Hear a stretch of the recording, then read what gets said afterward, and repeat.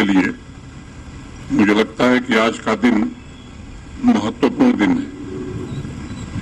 इस प्राचीन आध्यात्मिक नगरी की जीवन रेखा कही जाने वाली तवी नदी पर बैराज का काम पिछले 12 वर्षों से लटका हुआ था। 2010 में इस परियोजना को मंजूरी मिली थी।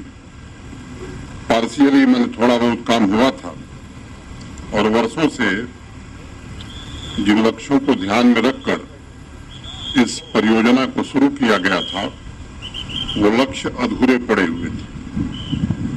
ये कहना बिल्कुल उचित होगा कि सिर्फ इसी प्रोजेक्ट में देरी नहीं हुई, बल्कि एक रवायत सी बन गई थी, एक परंपरा बन गई थी कि कोई भी प्रोजेक्ट समय से पूरा नहीं होगा।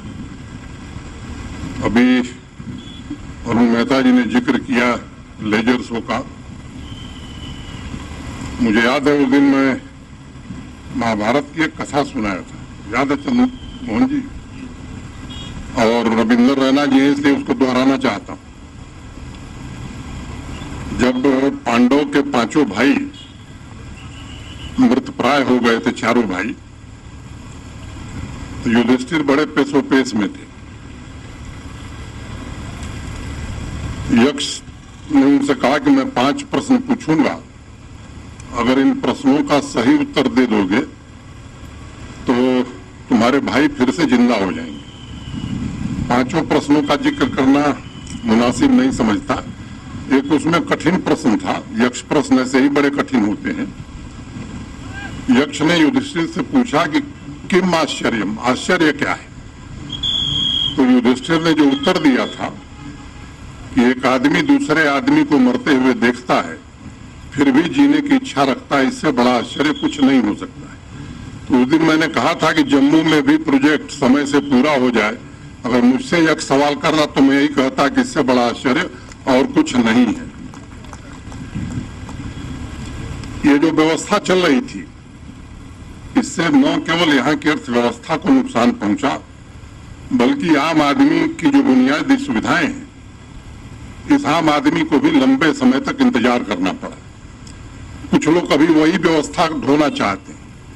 मैं निवेदन करना चाहता हूं कि देश आगे बढ़ गया है। जम्मू कश्मीर भी देश के साथ कदम से कदम बढ़ाकर अमृत काल में बढ़ना चाहता है। और मैं उन लोगों से निवेदन करूंगा कि इस वक्त की रफ्तार को समझिए, और अगर वक्त की रफ्तार को हम नहीं समझेंगे तो मुझे लगता है कि वक्त हमें पीछे छोड़ देगा। ये सच है कि 2019 के बाद माननीय प्रधानमंत्री जी के कारण जम्मू कश्मीर में विकास की नई प्राथमिकताएं तय की गई। जम्मू शहर में भी अनेक ऐसे काम हुए हैं जिनका जिक्र मेरे पूर्व किया गया है, और उसके पीछे का उद्देश्य एक ही है कि ये जो पुरानी संस्कृति यहाँ की रही है उसके पुनर्निर्माण और एक मजबूत अर्थव्यवस्था जम्मू की बन सके, पूरे शहर की और पूरे रीजन की। इसलिए ये काम हो रहा है। ये भी सच है कि कोरोना की महामारी 2 साल थी और इसके कारण बहुत सारी चीजें रुक गई थी, लेकिन कोरोना के बावजूद भी इस बैराज के टेक्निकल पैरामीटर्स का अध्ययन लगातार जारी था।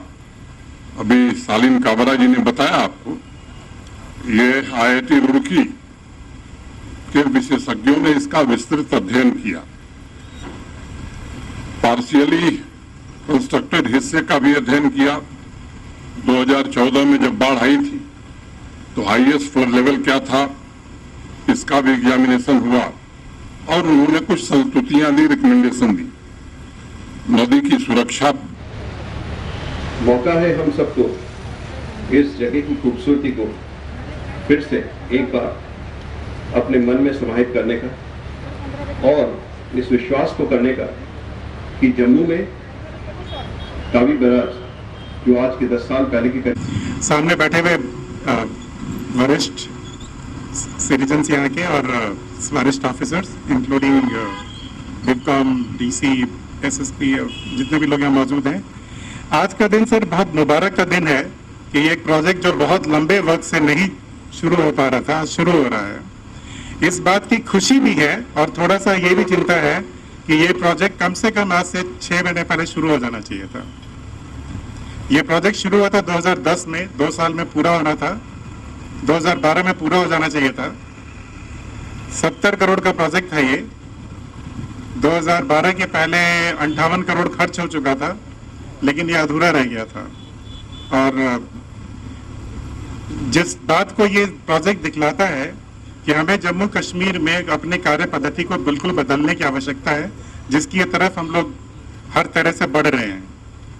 ये कहने की बात नहीं है, ये एक अकेला प्रोजेक्ट नहीं है जो बहुत सालों से लंबित पड़ा हुआ था। कई सारे प्रोजेक्ट हैं JNK में जो बहुत सालों से लंबित पड़े हुए थे। शुरू होते